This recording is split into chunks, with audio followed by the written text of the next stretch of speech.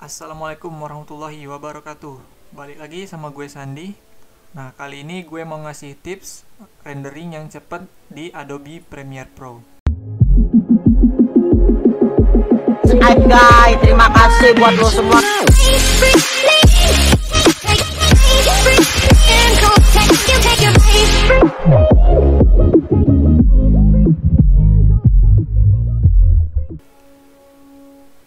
Nah, mungkin banyak dari kalian yang punya masalah pas render di Premiere Pro, yaitu rendernya yang lama.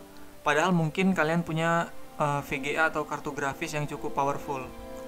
Jadi kali ini gue akan ngasih tips gimana caranya render yang lebih cepat dari sebelumnya. Oke, sekarang kita udah ada di Premiere Pro-nya. Di sini gue pakai Adobe Premiere Pro 2019 dan di sini gue udah nyiapin satu footage durasi 14 menit. Nah, kita akan coba render dulu dengan settingan bawaan Adobe Premiere Pro. Sini kita coba ekspor. Nah, masih bawaan di sini, formatnya MP4. Estimate file size-nya 1, sekian giga, kita ekspor. Nah, di sini kelihatan estimasi durasi rendernya itu sekitar 5 menit 40 detik. Dan kalau kita buka Task Manager, nah di sini yang kerjanya paling berat itu di CPU dan memori alias RAM. Di sini VGA malah 0%. Di sini VGA cuma 0%, yang kerja itu ini. Nah, penyebab dari lamanya render di Premiere Pro itu karena yang kerja itu tadi cuman prosesor dan RAM aja. VGA-nya nggak kerja. Itu yang bikin lama. Padahal kalau render dibantu dengan VGA itu bakal lebih cepat. Di sini kita batalin aja. Jadi Premiere Pro itu emang pada dasarnya dia ngerendernya pakai CPU basicnya, bukan pakai VGA. Katanya sih di Adobe Premiere Pro 2020 udah bisa pakai render pakai VGA, tapi aku belum coba. Dan ini gue masih pakai Adobe Premiere Pro 2019. Nah, yang kita butuhkan di sini yaitu namanya ada vocoder. Kita langsung ke situsnya aja. Download vocoder. Di sini Premiere-nya bisa kita tutup. Nah, ketika kita klik download vocoder, maka akan muncul kayak gini. Nih situsnya yang www.vocoder.org. Kita klik.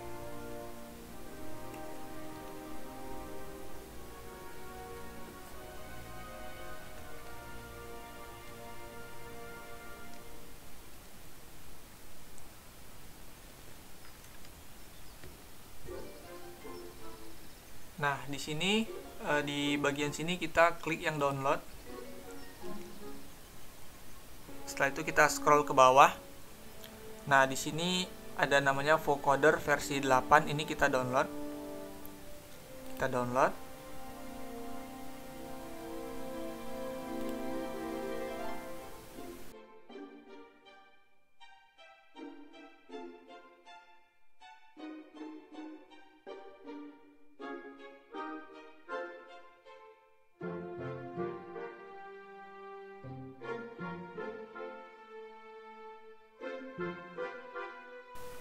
Nah, setelah selesai ke download, ini kita minimize saja dulu. Habis itu kita download yang namanya konektor Adobe Premiere. Nah, jadi di sini fungsinya itu buat ngekonekin si vocoder ini nanti sama Adobe Premiere kita. Di sini ada juga konektor buat Adobe After Effects, Vegas Pro dan Vegas Pro versi 18. Di sini kita download yang Adobe Premiere Pro konektor.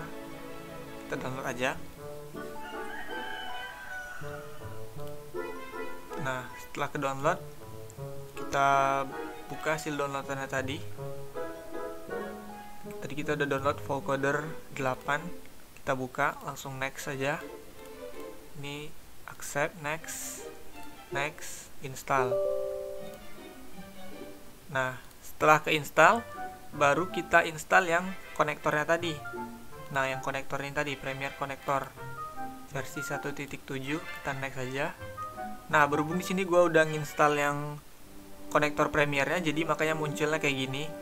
Jadi di sini gue pilih repair aja karena udah keinstall. Nah, kalau udah, kita buka lagi Premiere Pro kita.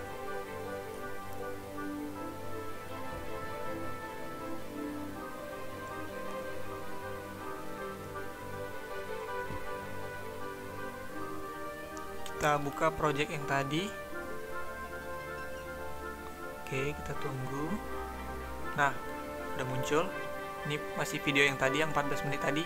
Tadi yang di awal kita coba render, durasinya itu sekitar 5 menit 40 detik.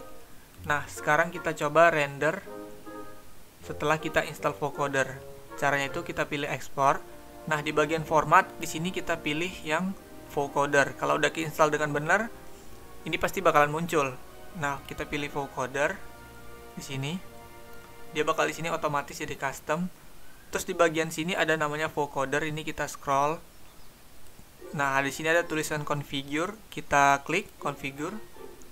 Di sini kodeknya kita ganti jadi NVIDIA NVENC. Kebetulan di sini gue pakai VGA NVIDIA GTX 1650. Jadinya encodernya namanya NVIDIA NVENC. Ini tuh encoder untuk render dia pakai VGA. Jadi ntar yang kepake render tuh VGA sama prosesornya, jadi rendernya bisa lebih cepat. Kalau yang AMD VGA-nya mungkin nggak jauh beda ya, mungkin dia pilihannya di sini juga, mungkin namanya bukan NVIDIA, mungkin AMD gitu mungkin. Coba aja di tes sendiri. Nah, di bagian option ini gue biasanya yang sini gue pilih yang variable bitrate. Jadi bitrate-nya bisa kita atur sendiri. Bitrate ini bergantung sama ukuran hasil setelah di render nantinya. Makin tinggi bitrate-nya, makin gede hasil renderannya. Di sini sebagai contoh gue pakai bitrate 3000.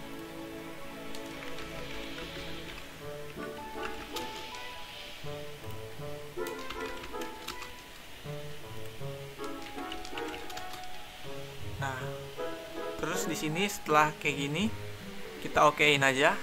Terus kita coba export. Nah, di sini udah kelihatan estimasi durasi rendernya itu bahkan 2 kali lebih cepat. Tadi itu sekitar 5 menit 40 detik. Nah, setelah memakai vocoder ini cuman 1 menit, ya sekitar 2 menitan lah. Kita cek task manager. Nah, di sini VGA udah kerja 50%. Kalau kita bandingkan sama yang tadi itu, di sini 0%, di sini sampai 70, di sini sampai 80. Itu yang buat jadi lama gitu. Di sini VGA, prosesor dan RAM udah kerja, berbagi kerja gitu, jadi lebih cepat kerjanya. Tuh durasinya jadi cuman 1 menit 30 detik atau sekitar 2 menit tadi.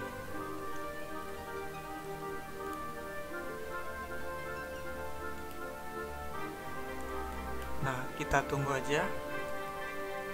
Oke, ini kita cancel aja.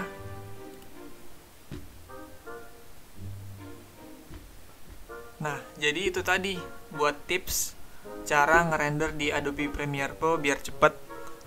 Nah, tapi vocoder ini nggak bisa di semua tipe VGA atau kartu grafis. Setahu gue sih cuman beberapa tipe VGA yang udah mendukung NVENC aja kayaknya. Tapi kurang tahu juga sih. Soalnya gue udah pernah nyoba di laptop gue pakai VGA NVIDIA MX110, itu vocodernya nggak ngaruh, tetap prosesor juga yang kerja, dia nggak support. Jadi kayaknya vocoder ini cuman work di beberapa kartu grafis.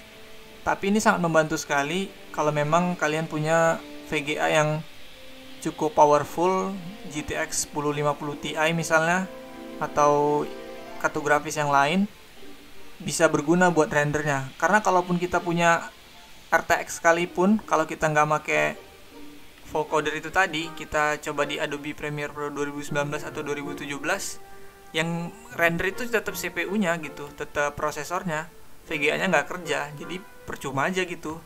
VGA-nya hebat juga nggak kerja dia, makanya jadi lama rendernya. Nah, si vocoder ini tuh membantu ngerender pakai VGA juga, jadi VGA prosesor kepake buat ngerender, makanya hasilnya bisa lebih cepat. Dan juga biasanya kalau ngerendernya cuma pakai CPU atau prosesor doang, itu biasanya suhu CPU-nya bisa sampai panas banget. Kemarin gua nyoba sebelum pakai aftermarket water cooling, itu suhunya bisa nyampe 80 sampai 85 derajat waktu ngerender suhu CPU-nya. Jadi ya selain lama juga bahaya juga buat CPU-nya gitu, buat prosesornya. Karena terlalu panas bisa-bisa rusak malah kalau terlalu panas lama-lama. Apalagi kalau durasi videonya yang lama gitu atau yang resolusinya tinggi, rendernya kan makin lama. Oke, jadi gitu aja tips dari gua tentang render di Premiere Pro supaya kenceng.